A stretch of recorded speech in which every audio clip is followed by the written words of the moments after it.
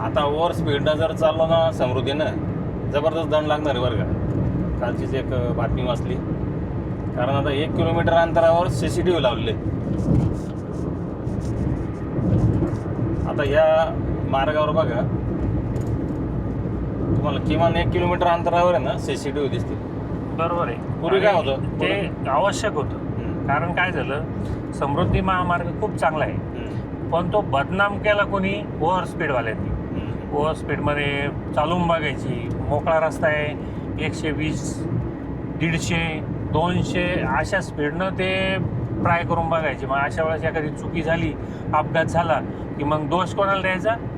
समृद्धी महामार्गाला. का तर समृद्धी महामार्ग काय तर ते कोणी त्याला वेगळ्या पद्धतीनं किंवा शेतकऱ्यांना लुटलं असं हे झालं, पण आता सगळ्यात लोक चांगलं प्रवासाची न्यूज करताय. आपला मुंबई आणि नागपूरपर्यंत पूर्वी प्रवास करायला किमान एक दिवस तरी लागत असेल. हो. आणि त्याचे जे हाल होत असेल त्या ड्रायव्हरचे ते वेगळे होते. आता सोपं झालं, चांगलं झालं. म्हणजे दिवसेंदिवस अपडेट होत चाललाय हा महामार्ग. बरोबर. पूर्वी कसं होतं, त्याला काही लिमिट नव्हती, अडचण खूप होत्या. आता किमान आता ओव्हर स्पीडमुळे जर दंड लागला तर लोक जरा सावध चालते. म्हणजे तो एक फायदा आहे. मग काय असतं, अलर्ट राहतो माणूस. ह्या गोष्टी आपण फक्त विदेशात होत्या असं ऐकत होतो. बरोबर. ते आता तंत्रज्ञान भारतात हळूहळू येऊ लागलं आणि गरजेचं पण आहे. लोकांनी पण जागरूक व्हायला पाहिजे. प्रत्येक गोष्ट तुम्ही सरकारला दोष नाही देऊ शकत.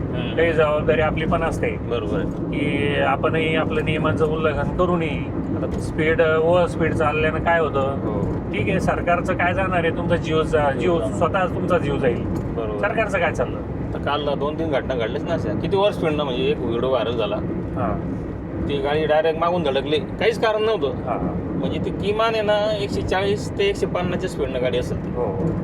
अशा वेळेस काय करणार म्हणून? ओव्हर स्पीड असली तर गाडी कंट्रोल होत नाही. तुम्ही जे ठरवून दिलेली स्पीड आहे ना, ती एक काहीतरी टेस्ट घेतलेली असते.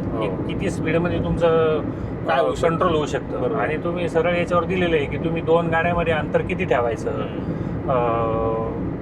समजा त्याच्यामुळं काय होतं, समोरच्यानं अचानक जरी ब्रेक दाबला, हे बघा आता समोर आपली स्पीड किती आहे, स्पीड ओके, म्हणजे ते मागच्या गाडीची स्पीड सांगू लागलं की 93. आपल्या गाडीची स्पीड होती 83. तुम्ही अजून एक तुम्हाला गोष्ट पुढच्या गाडीची स्पीड आपल्याला त्यांनी 93 सांगितली. नाही, मागच्या गाडीची आपल्या, आणि आपल्या गाडीची होती 83. आता ऍक्च्युली आपण बघू याच्यामध्ये स्पीड मीटरवर आपल्या गाडीची स्पीड जेव्हा माझ्या स्पीडोमीटरला जेव्हा ती 90 असते तेव्हा ती स्पीड ऍक्च्युअल 85 असते. अच्छा. त्याचं कारण आहे की म्हणजे कंपन्यांनीच ते ठरवून दिलेलं आहे की तुम्हाला वाटलं पाहिजे की तुम्ही 100 स्पीडवर गेले म्हणजे तुम्ही अलर्ट मध्ये राहता, पण ऍक्च्युअल ती 95ची स्पीड राहते. म्हणजे असं नका करू की तुम्ही 100च्या स्पीडवर जाण्यासाठी 105ला जाव, असं नाहीये. पण ते तुम्ही अलर्ट राहा याच्यासाठी ते दाखवलेलं आहे. आता एक चूक बघा इथे, ट्रक चालकाला मध्ये चालायची गरज नव्हती. नाही, हे चुकीचं आहे. हे सुद्धा चुकीचं आहे बघा. आता या लोकांमुळे सुद्धा अपघात घडतात. बरेचदा जे अपघात झाले आहेत ना ते अशा लोकांमुळे पण घडतात. काय गरज होती याची लेन, समजा ही डाव्या बाजूची लेन आहे, त्यांनी त्या डाव्या लेन मध्ये चालायला याच्यासाठी पण आहे ना. आता कदाचित आता पुढचे CCTV कॅमेरा यांनी कारणीभूत ठरून अशा लोकांना जबरदस्त दंड दिला पाहिजे. त्याशिवाय सुधारणार नाही. बरोबर आहे. आता हे ट्रक चालक, मोठे जे ट्रान्सपोर्टचे वाहन आहेत ते त्यांना डावी लेनच दिलेली आहे. ही मधली लेन आहे तुम्ही कंटिन्यू चालणाऱ्यासाठी आणि उजवी लेन आहे तुम्ही ओव्हरटेकसाठी. बरोबर. आणि सगळ्यात जास्त त्रास कधी होतो माहिती आहे का? रात्री ज्यावेळेस प्रवास करतो रात्री ट्रकवाले मध्ये घुसतात बरेच जण. कारण आता काही जणांचं म्हणणं असं की बाबा डावीकडून काही लोक खिळे टाकतात किंवा डावीकडून काही लोक दगड मारतात. असं इथे होत नाही. इथं काही प्रश्न येत नाही तसा. त्याच्यासाठी तुम्ही डायरेक्ट उजव्या बाजूला चालून एखादी कार गेली ज्या स्पीडनं चालली, समजा आता 90-100च्या स्पीडनं जाणार आहे आणि ट्रकची स्पीड राऊंड 90 राहणार आहे, काय मॅच होणार नाही ते, आणि अपघात होणारच. समृद्धीवर आता बरं आहे, अपघात थोडीशी आता घडते तर तीच एक चांगली बाजू राहील. बाकीचे नियम जे आहे समजा ते पाळले पाहिजेत सगळ्यांनीच. सुरुवातीला जे समृद्धीवर अपघात झाले ते फक्त ओव्हर स्पीडमुळं आणि उत्साही ड्रायव्हरमुळं त्याच्यामुळं जास्त झालेले आहे. बरोबर आहे.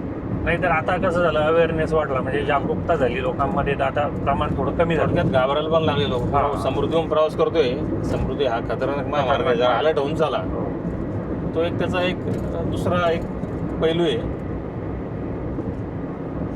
आणि सगळ्यात महत्त्वाचं म्हणजे खूप सोपा झाला मार्ग हा. म्हणजे आता समृद्धीवरून जर प्रवास केला ना, आता वाटत नाही दुसरीकडे छोट्या बरोबर. मार्गावरून प्रवास करता बरोबर आहे. की बाबा इकडून चालावा. कुठेतरी आपण बघतो यार समृद्धी कुठून लागणार आहे आपल्याला, सांगा तिथून जाऊ आपण पुढे. बरेच जण असं गैरसमज आहे की समृद्धीहून गेल्यानंतर समजा आपल्याला टोल लागतो. टोल लागतो. काय 2 रुपये किलोमीटर. हा. पण तुम्ही विचार करा, तुम्ही जर समजा मधल्या मार्गे गेले जिथं टोल नाही आहे, या मार्गे जर गेली, तर तुमचा डिझेलचा जो खर्च आहे तो भरपूर असतो. तो तुमचा समृद्धीवर वाचणार तर आहेच. आणि दुसरी गोष्ट की वेळ सुद्धा वाचणार आहे. वेळेचं महत्व आहे. वेळेचं महत्व. हा. तुमचा हा 2 रुपयाचा खर्च तुमचा वेळेचं, हे वेळ बोनस आहे.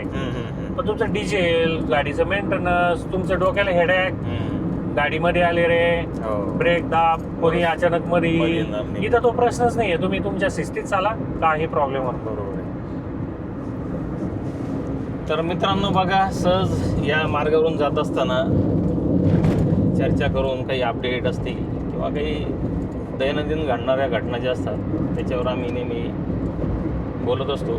आज सुद्धा समृद्धी मार्गावरून मुंबईच्या दिशेने प्रवास करत असताना सध्या ज्या नवीन अपडेट आहेत, म्हणजे CCTV बसवणार, ड्रोनवरून लक्ष ठेवणार आणि तुमचं ई-चालन होणार. तर समृद्धीवर जाताना आता थोडी काळजी घ्या, कारण तुमच्या गाडीवर आता पूर्णपणे लक्ष आहे. नियम पाळा, सावध चाला. विशेष म्हणजे जरी सगळे नियमानुसार चालत असले तरी एखादा व्यक्तीसुद्धा कुठल्याही मोठ्या घटनेला कारणीभूत ठरू शकतो. अजूनही मधल्या लेनमध्ये जे मोठे वाहन आहेत ते आपल्याला आतूनमधून दिसतात, ती काळजी घ्या. आणि स्पीडची लिमिट पाळा.